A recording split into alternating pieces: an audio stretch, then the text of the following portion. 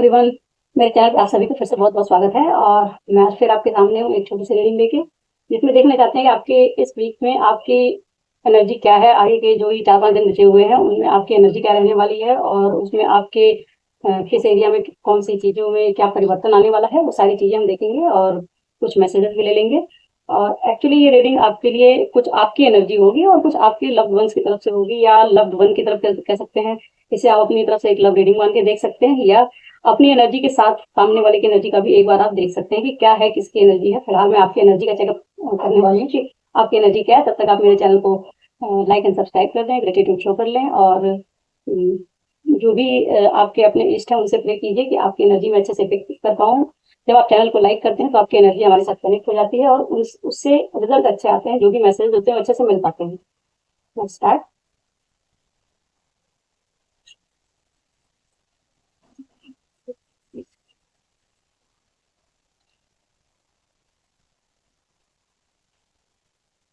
B aware of coffin, honour,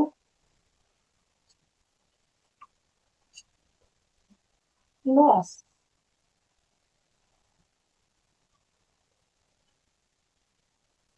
तो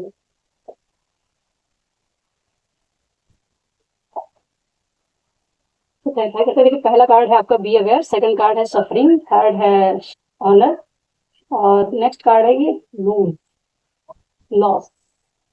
loss है, या इसको देखते हैं क्या है, निकल के क्या आता है आपका ये। कुछ वार्निंग साइन जैसा ही लग रहा है इस बार का। फिलहाल तो इस वीक में अभी आगे के 4-5 दिन जिसमें आपको अवेयर रहने की जरूरत है। ओके, तो 6 ऑफ पेंटिकल्स, सफरिंग को क्लैरिफाई किया है, 2 of wands, and honour, king of swords.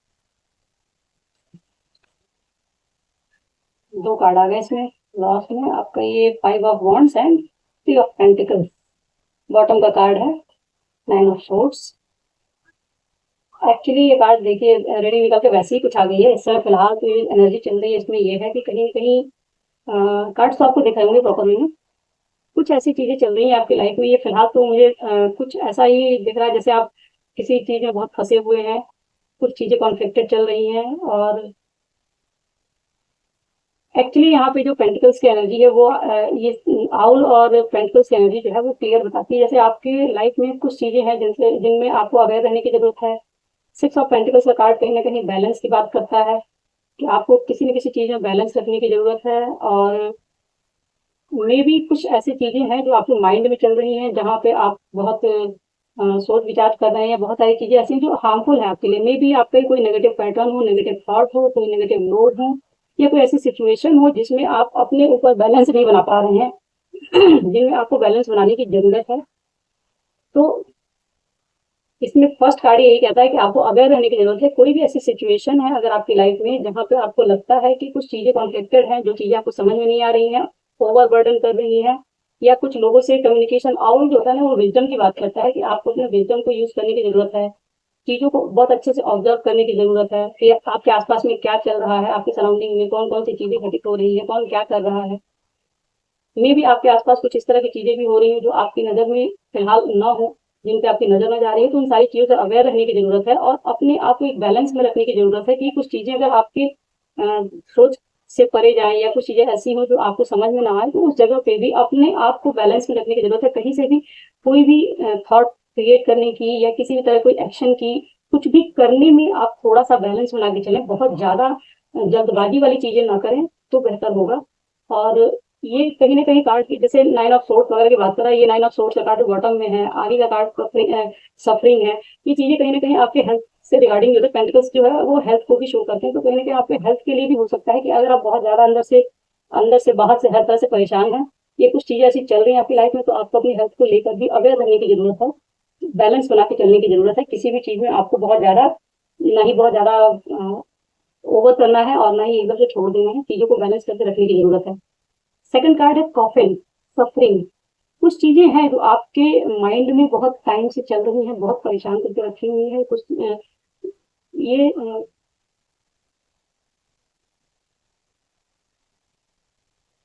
कुछ एरियाज है लाइफ के जहाँ पे आपको बहुत ज्यादा परेशानी का अनुभव हो रहा है, बहुत सारी चीजें हैं जो बहुत टाइम से चली आ रही हैं जिनमें आप सफर कर रहे हैं, और बहुत टाइम से आप एक तरह से इस कार्ड को जो क्लेरिफाई किया है टू ऑफ वॉन्ड्स ने, ये बताता है कि अब ये टाइम है कि आपको टू ऑफ वॉन्ड्स के कार्ड में एक ग्लोब है और एक वॉन्ड को पकड़ के एक वॉन्ड को छोड़ दिया गया, तो कहीं ना कहीं आप बहुत सारी चीजों को एक साथ लेके चलने की कोशिश कर रहे हैं। अब ये टाइम है जिनमें से आपको किसी एक चीज को चूज करने की जरूरत है, और ऑब्वियसली वो वॉन्ड जो भी पकड़ा हुआ इंसान उसके साथ उसके हाथ में ग्लोब है जिसका विजन बहुत बड़ा दिख रहा है, कि बहुत ही बड़ा विजन है वो, छोटी मोटी चीजों के लिए नहीं है। तो आपको अपनी जो प्रॉब्लम्स हैं उनमें स्टक रहने की जरूरत नहीं, उसके थोड़ा बड़े विजन को लेके चलने की जरूरत है और चूज करने की जरूरत है। अपनी इस सफरिंग से बाहर निकलने के लिए आपको कहीं ना कहीं होता है कि बहुत सारी चीजों में अगर बहुत टाइम तक कॉन्फ्लिक्टेड रहते फंसे रहते हैं तो ये चीजें हमें परेशान करती हैं।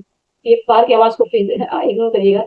और जो भी चीजें हमारी लाइफ में चल रही थी उनमें हमें कहीं ना कहीं एक जैसे दो एक साथ है, दो वॉन्ट्स को लेके इंसान कब तक सफर कर सकता है। अगर बहुत सारी सफरिंग चल रही है तो उसमें एक टाइम है एक्चुअली आपके चूज करने का, डिसाइड करने का, डिसीजन लेने का कि आपको एक्चुअली किस लाइन में जाना है, किस तरफ जाना है।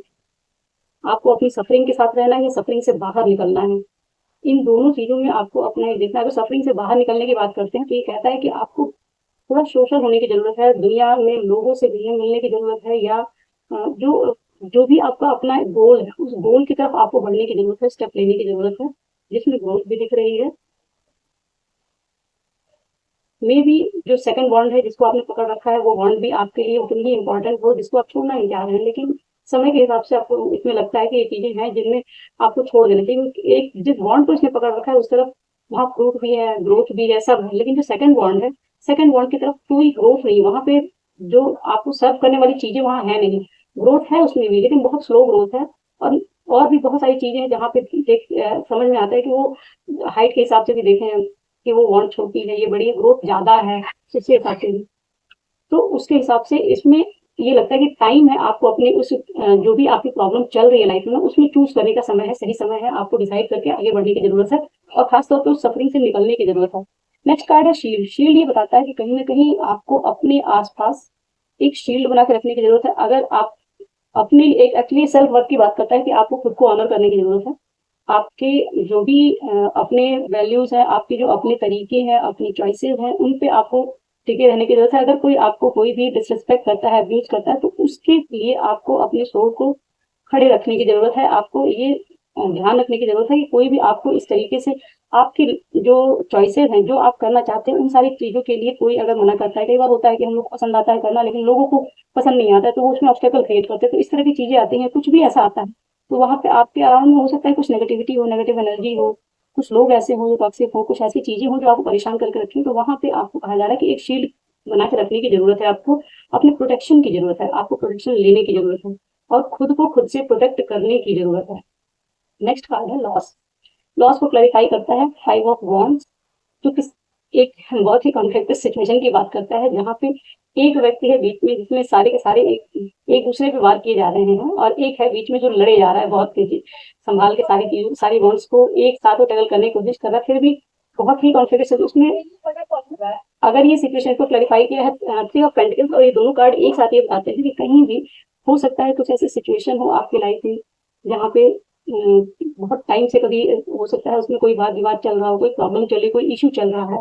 अगर ये आपको लव अफेयर है या कुछ लव मैटर का है तो उसमें ये कहता है कि थर्ड पार्टी इशू का कभी वो प्रॉब्लम है, जहाँ पे ये जो हो सकता है कि ये जो आपकी लाइफ में जो इस समय लॉस है थर्ड पार्टी का, या जहाँ पे थर्ड पार्टी इशू है, तो ये भी थर्ड पार्टी बाहर निकले, या इस टाइप की कोई ऐसी चीज हो जिसमें कुछ विवाद होने के चांसेस है, उससे रिलेटेड उसी से रिगार्डिंग कुछ ऐसी चीजें आपकी लाइफ में होने के चांसेस है। इसीलिए शायद ये कार्ड पहले का भी है वियर गया, और ये शील्ड का कार्ड भी निकल के आया है, और डिसीजन का कार्ड भी इसीलिए है क्योंकि कहीं ना कहीं ये थर्ड पार्टी कार्ड ये बताता है कि कोई थर्ड पार्टी का इशू चल रहा है जिसमें आपको अब डिसीजन लेने की जरूरत है, इससे बाहर निकलने की जरूरत है, इस कॉन्फ्लिक्टेड सिचुएशन से बाहर निकलने की जरूरत है, इस सफरिंग से बाहर निकलने की जरूरत है।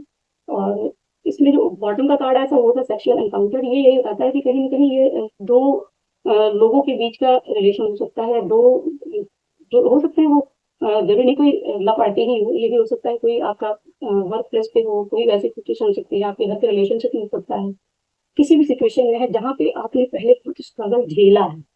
नाइन ऑफ सोर्स का कार्ड बताता है कि आप काफी टाइम से इस चीज में फेस कर रहे हैं इस चीज को, और इस चीज से अब बाहर निकल।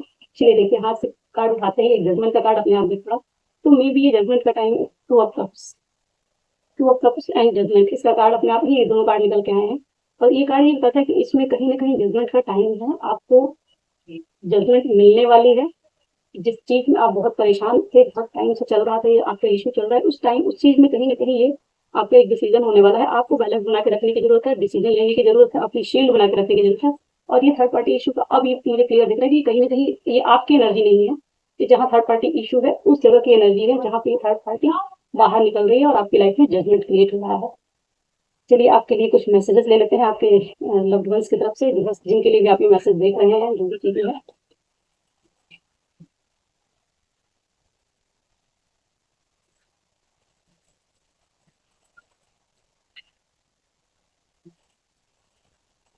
बहुत सारे कार्ड में पहले निकल के आया बॉटम का card, self love, I am still trying to heal. कि जिस भी व्यक्ति के लिए ये आप रीडिंग देख रहे हैं, जिसके साथ भी कॉन्फ्लिक्ट चल रहा है, जो भी सिचुएशन चल रही है, ये कार्ड एक्चुअली उनकी तरफ से ही है कि कहीं ना कहीं वो व्यक्ति जिसकी वजह से आपने भी सफर किया और कहीं ना कहीं वो भी सफर कर रहा है, वो एक्चुअली हील करने की कोशिश कर रहा है और आपके लिए भी गाइडेंस है। ये दोनों के लिए ही है कि आप दोनों को सेल्फ लव में रहने की जरूरत है, इस समय बैलेंस बना कर रखने की जरूरत है। फर्स्ट कार्ड है understanding, I see your side of the story. तो ये आपके लिए मैसेज है कि पहले आपकी साइड की स्टोरी शायद कोई समझ नहीं पा रहा था, इसकी वजह से ये सारी प्रॉब्लम्स आई थी। अब वो व्यक्ति भी आपकी साइड की स्टोरी को देख सकता है, समझ सकता है।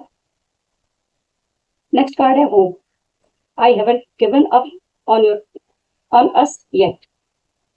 इन्होंने आप पे अभी तक गिव अप नहीं किया है, जो भी सिचुएशन बनी हो, चाहे जिस तरीके की भी बनी हो, अगर आपने गिव अप नहीं किया है, आप इस रीडिंग तक पहुंचे, आप इस रीडिंग को देख रहे हैं, तो आप जिसके लिए रीडिंग देख रहे हैं उस व्यक्ति ने भी आपके ऊपर गिव अप नहीं किया हुआ है।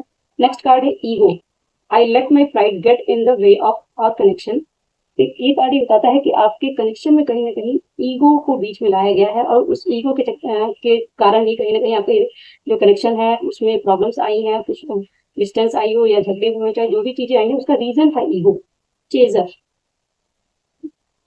आई don't want to chase any more, ये शायद आपकी एनर्जी है जो ये कहती है कि आपको अब चेज नहीं करना, या जो भी पर्सन है जिन्होंने आपको छोड़कर किसी और को चेज किया हो, तुम्हें भी वो अब किसी और को चेज नहीं करना चाहते हैं। आपकी एनर्जी कहीं ना कहीं निकल के आई, जैसे लग रहा है कि आप चेज करते करते थक गए, अब आप चेज करना बंद कर चुके हैं। तो ये कार्ड यही बताता है कि आप या तो आप चेज नहीं कर रहे हैं और सामने वाला व्यक्ति भी आपको अब वो चेजर की एनर्जी में है, जो पहले कभी चेज नहीं किया करता, आपके लिए चेज नहीं, आपको चेज नहीं करता था, आपके पीछे नहीं आ रहा, अब आप हो सकता है उनकी एनर्जी चेजर की आ गई है। Unworthy, you are a better person than I am. जिस किसी के लिए भी आप देख रहे हैं, वो व्यक्ति कहीं ना कहीं अपने आप को आपकी नजर में अनवर्दी पाता है, आपके सामने अपने आप को अनवर्दी पाता है। मे भी खुद को पीछे रखने का रीजन ये बहुत बड़ा ये रीजन हो सकता है, वो व्यक्ति आज भी आपको अपने आप को अनवर्दी पाता है आपके सामने। Inseparable, our love is always there despite of distance. चाहे डिस्टेंस जितनी भी हो, लेकिन आपके बीच के जो लव है वो इनसेपरेबल है। Gossip, I am afraid of what other peoples think. Separation का एक बहुत बड़ा रीजन कहीं ना कहीं एक सोशल जो फियर होता है ना, सोशल सर्कल का फियर, अपने आसपास के लोगों का कौन क्या कहेगा। मे भी आप लोग के बीच में कुछ ऐसे डिफरेंसेस हो जिनको लेके इनको कोई ना कोई टेंशन हो सकता है एज डिफरेंस हो, कास्ट रिलीजन का डिफरेंस हो, कुछ तो डिफरेंस है जिसकी वजह से यहाँ पे ये एनर्जी निकल के आई है। आई am afraid of others people will think. तो जो दूसरे लोग क्या कहेंगे, क्या सोचेंगे, इस एनर्जी को भी सोचते सोचते हो सकता है ये चीजें, ये माहौल क्रिएट हो सकता है आज भी ये चेजर की एनर्जी में नहीं आ रहे हैं, या चेज नहीं करना चाहते, या आपने उनको चेज करना बंद कर दिया, तो ये समझ में आना शुरू हो चुका है। और ये रीजन कहीं ना कहीं निकल के आया है गॉसिप का, कि लोग आपस में गॉसिप करेंगे, इस वजह से इन्होंने आपको पीछे छोड़ दिया या नो कॉन्टेक्ट में डाल दिया। Overwhelm, the stress from this is draining me. जिस तरीके से आप इस रीडिंग तक पहुंच रहे हैं, देख रहे हैं सारी चीजें, तो कहीं ना कहीं सामने वाला व्यक्ति भी आप ही की तरह वो भी कंडीशन में कहीं ना कहीं कोई स्ट्रेस लेके बैठा हुआ है। कि कहने का मतलब ये म्यूचुअल फीलिंग है, टू ऑफ कप्स की एनर्जी भी ये बताती है कि म्यूचुअल फीलिंग है, और इस म्यूचुअल फीलिंग में अब आज के डेट में जजमेंट आने वाली है। जो कार्ड निकल के आया था ये, कि ये कहीं ना कहीं ये बताता है कि आपके जिसके लिए भी कार्ड देख रहे हैं, उन्होंने जो कुछ भी किया हो, जिस भी रीजन से किया हो, ये रीजन सारे हैं इसमें, कि पहले रनर की भी एनर्जी निकल के चेजर की भी, तो मे भी ये रन कर रहे थे, आप चेज करो, तो अब आपने कह दिया कि I don't want to chase you anymore. तो ये चेजिंग एनर्जी के पहले हो सकता है ये सारे जो फियर्स हैं कि लोग क्या कहेंगे, एज का फियर है, या अंडरस्टैंडिंग नहीं हो पाई, ईगो था, इन सारी चीज़ों की वजह से कहीं न कहीं ये बनता है। जो भी इनकी खुद की एनर्जी इतनी ज़्यादा ओवरवेल्म्ड एनर्जी थी कि जो भी इनकी लाइफ में चल रहा था, वो हो सकता है इस चीज़ को समझ ना पा रहे हो कि आपके मतलब आप लोग के बीच में जो कुछ भी हुआ, कुछ भी हो सकता है, जो भी इंसिडेंट हुए, उनमें क्या चल रहा है, वो सारी चीज़ों को समझ नहीं पाए। लास्ट कार्ड है commitment. I want you to be a part of my future. आपकी तरफ कमिटमेंट आने वाला है और ये कमिटमेंट आपकी सारी सफरिंग को खत्म करने वाला है। हर एक चीज़ आपकी जो भी नाइन ऑफ सोर्स की जो एनर्जी आई है वो भी खत्म हो रही है, सफरिंग या जो भी इम्बैलेंस है, कॉन्फ्लिक्टेड एनर्जी है, थर्ड पार्टी है, सारी चीज़ें बाहर निकल रही हैं और आपकी तरफ कमिटमेंट।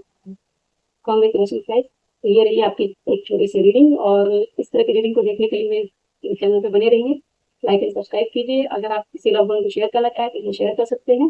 मिलते हैं नेक्स्ट रीडिंग में। Thank you so much.